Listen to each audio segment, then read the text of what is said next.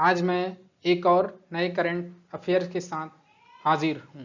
ठीक है, तो एक कौन सा स्लाइड है? स्लाइड नंबर 6, करंट अफेयर्स का पार्ट नंबर 6, जो कि सरोज एकेडमी से प्रोवाइड होता है। तो इसमें क्या क्या प्रोवाइड होते हैं वो चीज़ें मैं बता दे रहा हूँ। इसमें डिटेल सोल्यूशन करंट अफेयर्स के और सारे आंसर क्वेश्चन शामिल होते हैं। ठीक है, तो मैं आप लोगों को बेस्ट से बेस्ट करंट अफेयर्स लेकर आता हूं जो कि हर एग्जाम में पूछे जाते हैं, जैसे RRB, SSC, railway, NTPC, group D. Railway के जो ग्रुप डी की वैकेंसी आई है उसमें ये बहुत ही इम्पोर्टेंट है, और एनटीपीसी का एग्ज़ाम होने वाला है उसके लिए भी इम्पोर्टेंट है। और जैसे हम बता दे रहे हैं कि इसमें जितने भी गवर्नमेंट एग्जाम से रिलेटेड एग्ज़ाम हैं सब में ऐसे क्वेश्चन पूछे जाते हैं। तो ये हमारा डेली का करंट अफेयर्स प्रोवाइड करने का टाइम है। हम लोग डेली करंट अफेयर्स शाम को प्रोवाइड करते हैं, 1 से 2 स्लाइडें जाती हैं। तो आप लोग इसको अच्छे से देखिएगा और जो कि पूरा वीडियो देखिए, इसमें हर एक क्वेश्चन बहुत ही इम्पोर्टेंट है। पूरा वीडियो देखेंगे तो आप लोगों को अच्छा भी लगेगा।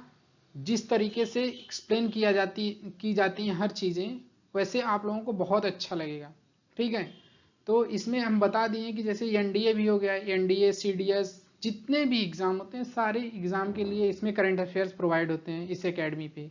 एकेडमी का नाम है सरोज एकेडमी। इसके कुछ पीडीएफ, जैसे गवर्नमेंट एग्जाम से रिलेटेड आप लोगों को कोई पीडीएफ चाहिए, नोट्स चाहिए, तो हमारे वेबसाइट पे अवेलेबल हैं। ठीक है, sarojacademy.com, वहाँ पे आप लोग रजिस्टर्ड करवा लीजिए। रजिस्टर्ड करवाने का जो कि मिनिमम प्राइस में आप लोगों को कोर्सेज प्रोवाइड होते हैं यहाँ पे। ठीक है, तो हम आप लोगों को ये चीज़ें बता दिए हैं। अब हम चलते हैं क्वेश्चन नंबर फर्स्ट की तरफ। अपने क्वेश्चन नंबर फर्स्ट हमारा यह है, हर साल विश्व सामाजिक न्याय दिवस निम्नलिखित में से किस तारीख को मनाया जाता है? मतलब प्रत्येक वर्ष विश्व सामाजिक न्याय दिवस कौन से डेट को मनाया जाता है? तो हमारे ऑप्शन है, ऑप्शन ए 18 फरवरी, ऑप्शन बी 20 फरवरी, ऑप्शन सी 19 फरवरी, ऑप्शन डी 21 फरवरी। तो कौन से डेट में मनाया जाता है क्या विश्व सामाजिक न्याय दिवस? ये चीजें इंपॉर्टेंट है। तो यहाँ पे क्या है, यहाँ पे डिटेल सोल्यूशन भी है। डिटेल सोल्यूशन देखिए, डिटेल सोल्यूशन में क्या है वो चीजें मैं आप लोगों को इंडिकेट कर दे रहा हूँ। देखिए यहाँ पे क्या है, संयुक्त राष्ट्र यूएन विश्व सामाजिक न्याय दिवस प्रतिवर्ष 20 फरवरी को मनाया जाता है। कितने फरवरी को? 20 फरवरी को। तो ये चीजें इंपॉर्टेंट है, तो ये चीजें मैं हाईलाइट कर दे रहा हूँ। ठीक है, तो 20 फरवरी को ये चीजें इंपॉर्टेंट है। ये क्या ऑप्शन, आंसर क्या बन रहा है इसका? 20 फरवरी। ठीक है, तो यहाँ पे हर चीजें हैं, तो मैं इसका आंसर टिक कर दे रहा हूँ। ऑप्शन कौन सा बनेगा? Option b. Option b is the right answer. क्या है? बी, 20 फरवरी। तो ऐसे करंट अफेयर्स हम प्रोवाइड करते हैं, इसलिए हम बार बार बोलते हैं कि इसमें हर मतलब हमारे डिटेल सोल्यूशन में हर चीज़ें अवेलेबल हैं। अब जितना भी इंपॉर्टेंट चीज़ें हम लोग कलेक्ट करके एक जगह लाते हैं, वहाँ रखते हैं, आप लोगों को डेली के डेली प्रोवाइड करते हैं। तो इसलिए मैं बोलता हूँ हमारे चैनल को ज़रूर से ज़रूर आप लोग सब्सक्राइब कर लीजिए, और उस पर कोई भी दिक्कत आए तो आप लोग कमेंट करिए, लाइक करिए वीडियो को। अच्छा लग रहा है मेरा करंट अफेयर्स तो ऐसे ऐसी करंट अफेयर्स हम प्रोवाइड करते हैं। तो इसमें डिटेल सोल्यूशन में और कुछ है, जैसे देखिए औपचारिक रोजगार के माध्यम से सामाजिक न्याय प्राप्त करना। ये चीजें इस वर्ष का विषय क्या है? औपचारिक रोजगार के माध्यम से सामाजिक न्याय प्राप्त करना। तो ये भी इंपॉर्टेंट है, तो इसको भी मैं हाईलाइट कर दे रहा हूँ। ये चीजें होती हैं, एग्जाम में पूछी जाती हैं ये सब चीजें। ठीक है, तो यहाँ पे आप लोग अगर देखेंगे तो बहुत मतलब आप लोगों के लिए बहुत ही अच्छा है। हर एग्जाम, जितने भी गवर्नमेंट एग्जाम का को प्रिपेयर करते हैं, जितने भी एस्पिरेंट हैं, सबके लिए ये बहुत ही इंपॉर्टेंट करंट अफेयर्स डेली के डेली जो मैं प्रोवाइड करता हूँ बहुत ही इंपॉर्टेंट है। तो हम ये चीजें बता दिए, हम चलते हैं अपने नेक्स्ट क्वेश्चन की तरफ। हमारा नेक्स्ट क्वेश्चन रहा, नेक्स्ट क्वेश्चन, क्वेश्चन नंबर 2, हर साल फरवरी के तीसरे शनिवार को विश्व पेंगोलिन दिवस मनाया जाता है। इस वर्ष निम्नलिखित में से किस संस्करण को चिन्हित किया गया?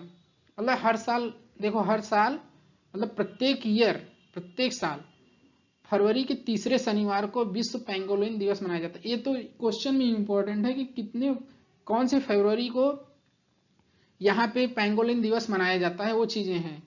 तो यहाँ पे क्वेश्चन क्या पूछ रहा है, इस वर्ष निम्नलिखित में से किस संस्करण को चिन्हित किया गया, कौन से संस्करण को चिन्हित किया गया, वो चीजें हैं इंपॉर्टेंट है।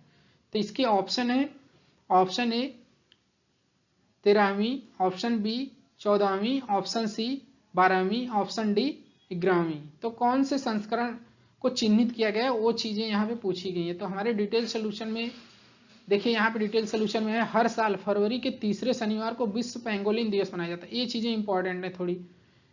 तीसरे शनिवार को कौन सा दिवस मनाया जाता है, विश्व पेंगोलिन दिवस। देखिए इंपॉर्टेंट चीजें मैं हाईलाइट करता हूं, हर चीजें हाईलाइट करता हूं, क्या इंपॉर्टेंट है क्या नहीं है, ठीक है।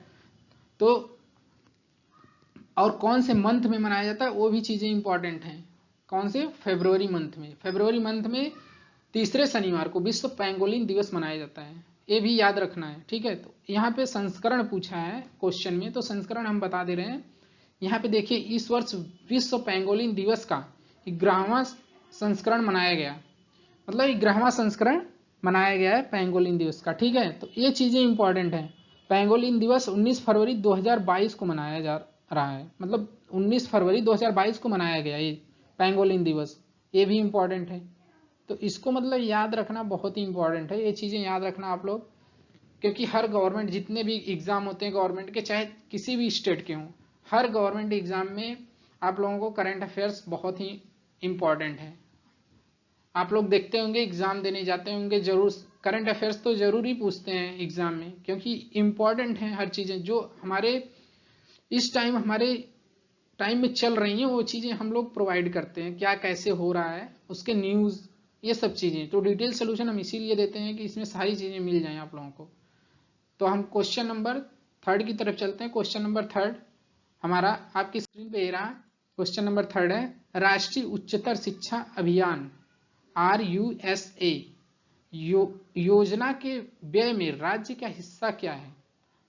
क्वेश्चन नंबर 3 क्या है, हम फिर से पढ़ दे रहे हैं, आप लोग देखिए ध्यान से और उसके बाद आंसर देने की कोशिश कीजिए, ठीक है। तो राष्ट्रीय उच्चतर शिक्षा अभियान RUSA योजना के व्यय में राज्य का हिस्सा क्या है, राज्य का हिस्सा इसमें क्या है, किसमें, राष्ट्रीय उच्चतर शिक्षा अभियान में, ठीक है। तो ए ऑप्शन आपकी स्क्रीन पे रहा, आपका ऑप्शन ए है। इसमें कितना हिस्सा है, मतलब कितने रुपए इसमें लगे हैं, वो चीजें हैं इसमें इसके। तो कितना है, 4808.19 करोड़ रुपए, ठीक है। मतलब 4808.19 करोड़ रुपए इतने लगे हैं, ठीक है। तो ऑप्शन बी क्या है, ऑप्शन बी है 8120.97 करोड़ रुपए, ठीक है। तो ये चीजें इंपॉर्टेंट है। फिर ऑप्शन सी क्या है, ऑप्शन सी है 2929.1716 करोड़ रुपए, ठीक है। ऑप्शन डी, ऑप्शन डी क्या है, 3454.87 करोड़ रुपए, ठीक है। तो ये चीजें देखिए, ऑप्शन में ये चीजें हैं, तो इसके आंसर क्या बनेंगे वो चीजें मैं बता रहा हूं। आंसर क्या है, डिटेल सोल्यूशन में देखिए आप लोगों को आंसर भी मिल जाएंगे इसके, ठीक है। आंसर क्या है, सरकार ने 31 मार्च 2026 तक, सरकार ने 31 मार्च 2026 तक जारी रखने के लिए राष्ट्रीय उच्चतर शिक्षा अभियान की योजना को मंजूरी दे दी है। देखिए यहाँ पे मैं ये चीजें वो हाईलाइट कर रहा हूं, क्या चीजें हैं इंपॉर्टेंट, ये चीजें पूछी जा सकती हैं, ठीक। 31 मार्च 2026 तक राष्ट्रीय उच्चतर शिक्षा अभियान को मंजूरी दिया गया है, ठीक है। तो इसमें क्या है, इस पर 1000 मतलब 12,929.16 करोड़ रुपए का खर्च आया है। कितने का खर्च आया है, 12,929.16 करोड़ रुपए का खर्च आया है, ठीक है। अब देखिए इसमें हिस्सा कितना है केंद्र का, केंद्रीय हिस्सा 8120.97 करोड़ रुपए, और राज्य का कितना है 4808.19 करोड़ रुपए। अब देखिए ये भी इंपॉर्टेंट है, राज्य का कितना है, केंद्र का कितना है, ये चीजें इंपॉर्टेंट रखती हैं। देखिए यहाँ पे ये चीजें राज्य की हैं, केंद्र की हैं, केंद्र का कितना हिस्सा है इसमें 8120.97 करोड़ रुपए, ठीक है। और राज्य का कितना है, मतलब स्टेट का सेंट्रल का तो आप बता दिए, सेंट्रल का कितना है 8120.97, और राज्य मतलब स्टेट का कितना हिस्सा, इसमें कितना हिस्सेदारी है 4808.19 करोड़ रुपए। ठीक है, तो ये चीजें इंपॉर्टेंट रखती हैं, कोई भी क्वेश्चन बन सकता है यहाँ से। अब देखिए यहाँ पे 3 4 5 क्वेश्चन बन जाते हैं, तो इसमें पूछा क्या है, राज्य का मतलब स्टेट का हिस्सा क्या है वो चीजें पूछा है, न कि केंद्र का पूछा है। ठीक है, तो ऑप्शन क्या बनेगा, ऑप्शन है 4808.19 करोड़ रुपए। तो ऑप्शन इसमें से कौन सा है, option A, option A is the right answer. मतलब 4808.19 करोड़ रुपए इसमें राज्य का हिस्सा है। ठीक है, राज्य ने कितना इसमें अपनी भागीदारी दी है, 4808.19 करोड़ रुपए। और केंद्र का कितना है, केंद्र का देखो मैं बता दिया हूं कितना है, 8120.97 करोड़। ठीक, तो ये चीजें इंपॉर्टेंट रखती हैं, इसमें क्या क्या कैसे है, ये चीजें डिटेल्स में इसीलिए मैं बता रहा हूं कि आप लोगों को याद रहे हर चीजें। ठीक है, तो मैं चलता हूं नेक्स्ट क्वेश्चन की तरफ। नेक्स्ट क्वेश्चन हमारा आपकी स्क्रीन पे ये रहा, क्वेश्चन नंबर 4। ठीक है, इंदौर में हाल ही में उद्घाटन किए गए गोवर्धन बायो सीएनजी संयंत्र से प्रतिदिन लगभग कितने किलोग्राम सीएनजी का उत्पादन होने की उम्मीद है। मतलब कितने किलोग्राम सीएनजी उत्पादन करने की उम्मीद है, किससे, बायो सीएनजी। मतलब यहाँ पे क्या है, इंदौर में हाल ही में उद्घाटन किए गए गोवर्धन, गोवर्धन एक मतलब एक तरह से मान लीजिए आप लोगों को क्या, जैसे कोई चीज उद्घाटन किसी चीज का किया जाता है, वो चीजें हैं इसमें। तो उसमें क्या है, किस चीज का उद्घाटन किया गया, बायो सीएनजी का उद्घाटन किया गया है। बायो सीएनजी एक यंत्र है, संयंत्र है, जिससे प्रतिदिन अनुमान लगाया गया है कि कितने किलोग्राम इससे हम सीएनजी को मतलब उत्पादित कर सकते हैं, इसका उत्पादन कितना हो सकता है, कितने किलोग्राम एक दिन में। तो यहाँ पे देखिए, यहाँ पे ऑप्शन क्या है, ऑप्शन ए है 10,000, option b 8,000, option c 15,000, option d 17,000। देखिए यहाँ पे सारे ऑप्शन दिए गए हैं। ठीक है, पूछा है कि एक दिन में कितने किलोग्राम सीएनजी का उत्पादन होगा। जो गोवर्धन आपका संयंत्र वहां पे गोवर्धन संयंत्र का उद्घाटन हुआ है, उसमें एक दिन में कितने किलोग्राम सीएनजी का उत्पादन होगा, वो चीजें हमको बतानी है। ठीक है, तो यहाँ पे डिटेल सोल्यूशन देखिए, डिटेल सोल्यूशन में क्या है, प्रधानमंत्री नरेंद्र मोदी ने मध्य प्रदेश के इंदौर में गोवर्धन संयंत्र का उद्घाटन किया है। ठीक है, कौन से, बायो सीएनजी, एक तरह से मतलब बायो सीएनजी है, जिसका उद्घाटन किसने किया है, हमारे प्रधानमंत्री नरेंद्र मोदी जी ने। ठीक है, तो यहाँ पे देखिए, यहाँ पे कुछ और डिटेल्स हैं। इसमें बताया गया है कि प्रतिदिन लगभग 17,000 किलोग्राम, प्रतिदिन मतलब डेली की डेली 17,000 किलोग्राम सीएनजी और 100 टन प्रतिदिन जैविक खाद का उत्पादन होने की उम्मीद है। ठीक है, अब देखिए यहाँ पे क्या इंपॉर्टेंट है वो चीजें मैं बता रहा हूँ। ठीक है, देखिए प्रतिदिन मतलब डेली के डेली 17,000 किलोग्राम सीएनजी, मतलब कितने, 17,000 किलोग्राम सीएनजी के उत्पादन का अनुमान लगाया गया है। ठीक है, कितने कितने का अनुमान लगाया है, 17,000 किलोग्राम सीएनजी का, और 100 टन प्रतिदिन जैविक खाद, 100 टन जैविक खाद का उत्पादन करने की उम्मीद लगाया गया है। ठीक है, ये भी चीजें इंपॉर्टेंट हैं। ये चीजें मैं इसलिए बताता हूं कि हो सकता है यहां से भी क्वेश्चन बन सकते हैं किसी भी एग्जाम में, चाहे जो हो, जितने भी एग्जाम होते हैं गवर्नमेंट के, आप लोगों को पता होगा। अभी हाल फिलहाल में जैसे होने वाले हैं आरबीआई के, उसमें भी पूछा जा सकता है, कुछ भी कहीं से भी उठा के क्वेश्चन पूछ देते हैं लोग, हम लोगों को क्या मालूम। तो ऐसे मतलब हम ऐसे क्वेश्चन लाते हैं जो आप लोगों को मतलब बेनिफिट करे हर एग्जाम में। ठीक है, तो यही चीजें हैं इंपॉर्टेंट। तो इसके ऑप्शन क्या बनेंगे, ऑप्शन है option D, option d 17,000 kilogram, मतलब 17,000 किलोग्राम सीएनजी का डेली उत्पादन होगा। ठीक है, तो हम चलते हैं नेक्स्ट क्वेश्चन की तरफ। नेक्स्ट क्वेश्चन आपकी स्क्रीन पे ही रहा। नेक्स्ट क्वेश्चन है, किस देश के पूर्व प्रधानमंत्री ने अपनी बेटी की आंखों की रोशनी के आयुर्वेदिक उपचार के लिए भारत का दौरा किया है। मतलब कौन से ऐसे पूर्व प्रधानमंत्री हैं जो अपनी बेटी की आंखों की रोशनी के लिए आयुर्वेदिक उपचार में के लिए भारत में दौरा किए हैं। ठीक है, कौन से ऐसे पूर्व प्रधानमंत्री हैं, तो ऑप्शन ए है आयरलैंड, ऑप्शन बी है Bangladesh, option c Uganda, option d Kenya. तो कौन से ऐसे मतलब पूर्व प्रधानमंत्री हैं जो अपनी बेटी की आंखों की रोशनी के लिए आयुर्वेदिक उपचार के लिए भारत का दौरा किए हैं? ठीक है, तो ये चीजें पूछी गई हैं, कौन से देश का दौरा किए हैं? भारत का। ठीक है, तो यहाँ ये भी पूछा जा सकता है, जैसे केंद्रीय आयुष मंत्री सर्बानंद सोनोवाल ने अखिल भारतीय आयुर्वेद कांग्रेस द्वारा पंजाबी बाग पश्चिम दिल्ली में अपने देखिए दिल्ली में अपने मुख्यालय में आयोजित धन्वंतरी भवन के चौथे भाग की आधारशिला रखी।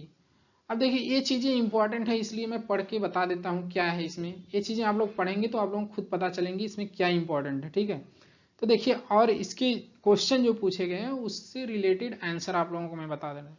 जैसे केन्या की पूर्व प्रधानमंत्री रैला ओडिंगा, केन्या के पूर्व प्रधानमंत्री कौन है? रैला ओडिंगा। ठीक है, तो रैला ओडिंगा ने अपनी बेटी की आंखों की रोशनी का इलाज कराने के लिए भारत की दौरा की है। ठीक है, भारत की दौरा किसने की है? केन्या की पूर्व प्रधानमंत्री रैला ओडिंगा ने। तो ये चीजें इंपॉर्टेंट है, तो यहाँ पे देखिए ये चीजें आप लोग नोट डाउन कर लीजिए। तो इसको मतलब नोट डाउन इसलिए हम कराते हैं कि आप लोग मतलब याद रखें। आप लोग जैसे क्या है कि वीडियो अवेलेबल नहीं, वीडियो तो अवेलेबल रहेगा, आप लोग नोट्स बना लेंगे, नोट्स बना के क्या करेंगे उसमें आप लोग डेली के डेली या डेली के डेली वीडियो देखेंगे तो भी याद हो जाएगा हर चीजें, जिस तरह से मैं मतलब बताता हूँ। तो वो चीजें जरूरी हैं कि क्या चीजें कैसे हैं। तो इसका ऑप्शन क्या है? Option D is the right answer. Kenya की पूर्व प्रधानमंत्री कौन है? रैला ओडिंगा ने यही जो है भारत की दौरा की है, किस लिए? अपनी बेटी की आंखों के उपचार के लिए। ठीक है, तो ये हमारा क्वेश्चन नंबर 5 था। क्वेश्चन नंबर 5 के बाद क्वेश्चन नंबर 5 के बाद हम लोग चलते हैं क्वेश्चन नंबर 6। क्वेश्चन नंबर 6 आपकी स्क्रीन पे रहा। हरित हाइड्रोजन नीति के अनुसार 2030 तक हरित हाइड्रोजन का लक्ष्य उत्पादन क्या है? अब देखिए क्वेश्चन नंबर 6 क्या है? हरित हाइड्रोजन नीति के अनुसार 2030 तक हरित हाइड्रोजन का लक्ष्य क्या है? हरित हाइड्रोजन का लक्ष्य क्या है वो चीजें पूछी गई हैं। ठीक है, तो ऑप्शन ए है 5 million, option b 6 million, option c 4 million, option d 2 million. मतलब कितने का अनुमान लगाया गया है कि हरित हाइड्रोजन नीति के अनुसार 2030 तक हरित हाइड्रोजन के उत्पादन का लक्ष्य क्या है, तो मतलब कितने मिलियन का हमको फायदा होगा वो चीजें इसमें की गई हैं मेंशन। ठीक है, तो देखिए यहाँ डिटेल सोल्यूशन में क्या है, डिटेल सोल्यूशन हम आपको बता दे रहे हैं। डिटेल सोल्यूशन है ऊर्जा मंत्रालय ने हरित हाइड्रोजन नीति अधिसूचित की है।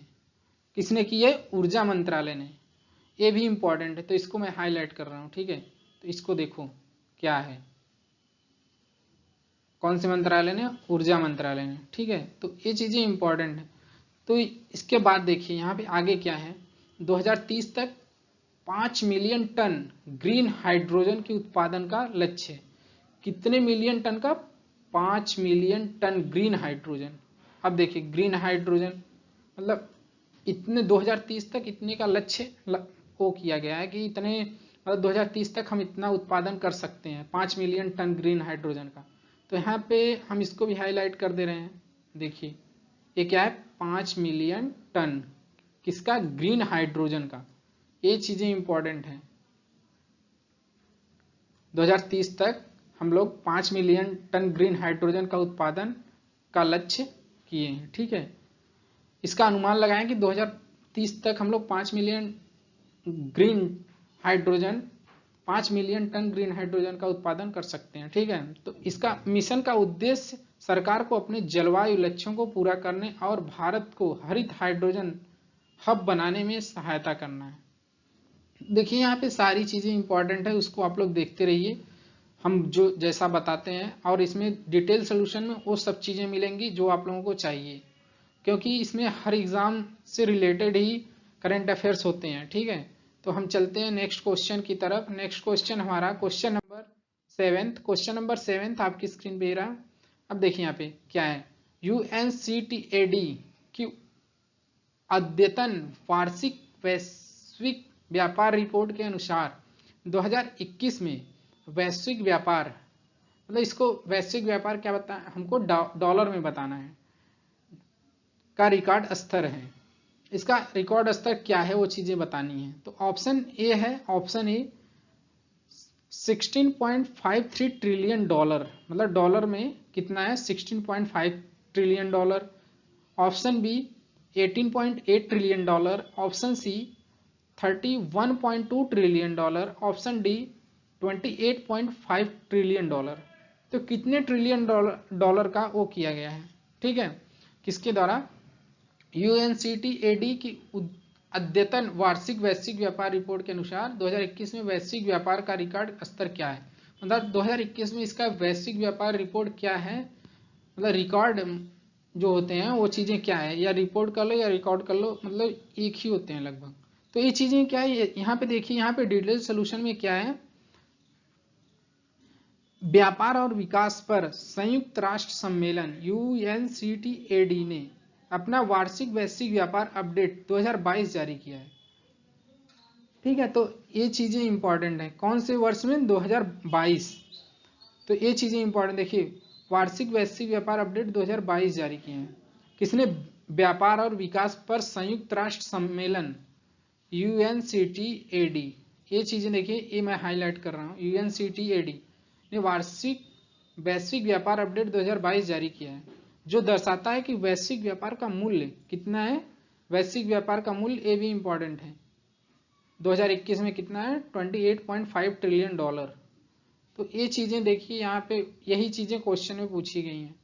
अगर आप लोग इसको ध्यान से देखेंगे तो हर चीजें अवेलेबल हो जाएंगी, इसको याद रखना बहुत ही जरूरी है, ठीक है।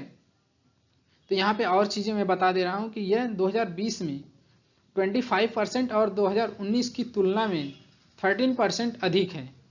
मतलब कितना है, 2020 में कितना था 25% और 2019 में 13%, ठीक है। तो ये चीजें इंपॉर्टेंट है। तो इसके आंसर क्या बनेंगे वो चीजें देखिए, यहाँ पे 28.5 ट्रिलियन डॉलर कितना है, ऑप्शन डी जो है राइट आंसर है, 28.5 ट्रिलियन डॉलर।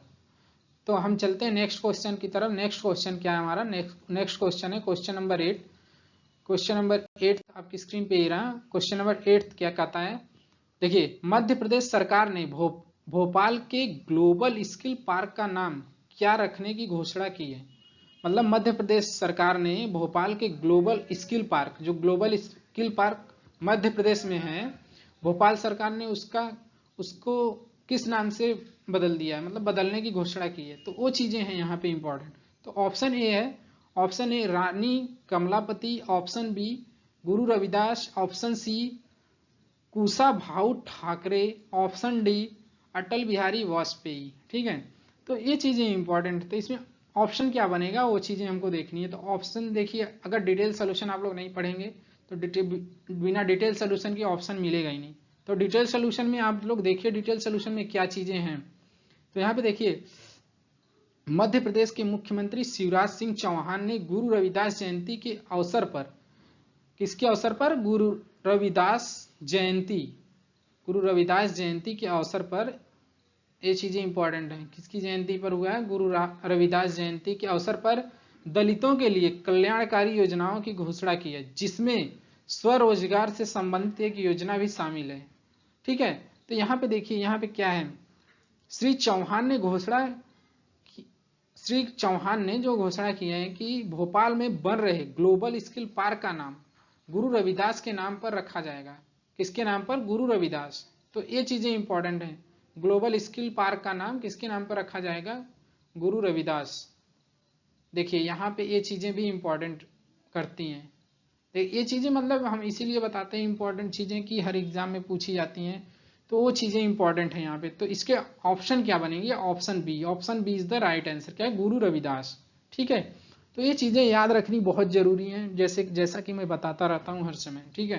तो ये डिटेल सोल्यूशन है। तो हम अपने क्वेश्चन नंबर 9 की तरफ चलेंगे। क्वेश्चन नंबर 9 स्क्रीन पे रहा। BSC एबिक्स ने LIC उत्पादों के वितरण के लिए एक बीमा दलाल समझौते पर हस्ताक्षर किया है, ठीक है। BSC एबिक्स के वर्तमान CEO और MD कौन है। मतलब पूछा है कि BSC एबिक्स के वर्तमान CEO और MD हमको सीईओ और एमडी बताना है कौन है बीएससी के। तो वो ऑप्शन देखिए, ऑप्शन स्क्रीन पे आपके ये है। ऑप्शन ए है Pradeep Singh, option B Richa Mishra, option C Ashish Kumar Chauhan, option D Pankaj Kapoor. तो कौन है इसके एमडी और सीईओ किसके? बीएस एबिक्स के। ठीक है, तो यहाँ पे कुछ चीजें हैं अवेलेबल, उसको देखिए डिटेल सोल्यूशन में क्या है डिटेल सोल्यूशन में। ठीक है, बीएससी एबिक्स इंश्योरेंस ब्रोकिंग ने अपने प्लेटफॉर्म पर जीवन बीमा निगम के उत्पादों के वितरण के लिए एक बीमा ब्रोकर समझौते पर हस्ताक्षर किया है। किस पे हस्ताक्षर किया है? बीमा ब्रोकर जो समझौता है उस पे हस्ताक्षर हुआ है। ठीक है, तो ये चीजें इंपॉर्टेंट है। तो यहाँ पे और चीजें मैं बता दे रहा हूँ, जैसे इस समझौते के तहत बीएससी एबिक्स अपने ग्राहकों को एलआईसी द्वारा पेश किए गए जीवन और स्वास्थ्य जैसे बीमा उत्पादों की पेशकश करेगा। ठीक है, जो इसकी ओमनी चैनल डिजिटल उपस्थिति का उपयोग कर रहा है। तो देखिए इसके एमडी और सीईओ हमको बताना है किसके?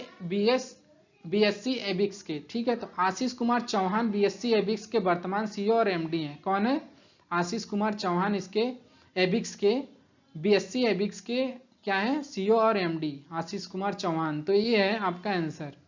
तो यहाँ पे मैं इसको भी हाईलाइट कर दे रहा हूँ। ठीक है, देखिए है ना, तो ये चीजें इंपॉर्टेंट करती हैं। इसके सीईओ और एमडी कौन है? आशीष कुमार चौहान। ठीक है, किसके? बीएस एबिक्स के। वो चीजें याद रखनी जरूरी है, ये एग्जाम में पूछा जा सकता है। अभी आरबीआई का एग्जाम आने वाला है, उसमें हो सकता है पूछ ले, कुछ भी हो सकता है। तो वो चीजें मैं बता देता हूँ सभी को। ठीक है, तो क्वेश्चन नंबर 9 है, क्वेश्चन नंबर 10 आपकी स्क्रीन पे ये रहा। क्वेश्चन नंबर 10 जो कि आज का लास्ट क्वेश्चन है। क्वेश्चन नंबर 10 है, इको रैप ने वित्त वर्ष 2022 के लिए जीडीपी वृद्धि को संशोधित कर 8.8% कर दिया है। कितना? 8.8%। पहले इसका अनुमान कितने प्रतिशत था? मतलब पहले इसका अनुमान कितना लगाया गया था कि इतना मतलब हो सकता है। किसका? इको रैप ने वित्त वर्ष 2022 के लिए जीडीपी वृद्धि संशोधित कर 8.8% कर दिया है। पहले इसका अनुमान कितना प्रतिशत था? तो ऑप्शन ए है, option a 9.3%, option b 8.9%, option c 9.8%, option d 8.5%। तो डिटेल सोल्यूशन देखिए, डिटेल सोल्यूशन में क्या है? डिटेल सोल्यूशन है एसबीआई की शोध रिपोर्ट को इको रैप के नवीनतम संस्करण के अनुसार, इको रैप क्या है? एसबीआई की एक रिपोर्ट होती है जो इको रैप के नवीनतम संस्करण के अनुसार वित्त वर्ष 2022 की तीसरी तिमाही में भारत के सकल घरेलू उत्पाद मतलब जीडीपी 5.8% बढ़ने की संभावना है। ठीक है, तो वित्त वर्ष 2022 सकल घरेलू उत्पाद की वृद्धि अब 9.3% के पहले अनुमान से नीचे संशोधित कर 8.8% कर दी गई। मतलब पहले क्या अनुमान लगाया गया था यहाँ पे, वो मैं चीजें आपको बता रहा हूँ। पहले अनुमान लगाया गया था कि 9.3% वृद्धि हो सकती है। ठीक है, अब क्या है? अब 8.8% की वृद्धि कर दी गई है। ठीक है, कितने की? 8.8% की वृद्धि कर दी गई है। तो ऑप्शन क्या बनेंगे? ऑप्शन बनेगा लगभग आपका, जैसे यहाँ पे देखिए, यहाँ पे कुछ चीजें, वित्त वर्ष 2022 सकल घरेलू उत्पाद की वृद्धि अब 9.3% के पहल के अनुसार संशोधित कर 8.8% कर दी गई। तो 9.3% का वो किया गया था, अनुमान लगाया गया था। तो ऑप्शन क्या है? Option A is the right answer. यहाँ पूछा है ना, पहले इसका अनुमान कितना प्रतिशत लगाया गया था, मतलब किया गया था। तो वो चीजें हैं। तो ये रहा आपका last question. Bye bye. Saroj academy आप लोगों को बहुत स्वागत है। आप लोग हमारे चैनल को लाइक, सब्सक्राइब और शेयर करते रहिएगा। Thank you. हम नेक्स्ट क्वेश्चन के साथ, नेक्स्ट स्लाइड के साथ और next current affairs daily news के साथ नेक्स्ट डे मिलते हैं। Thank you.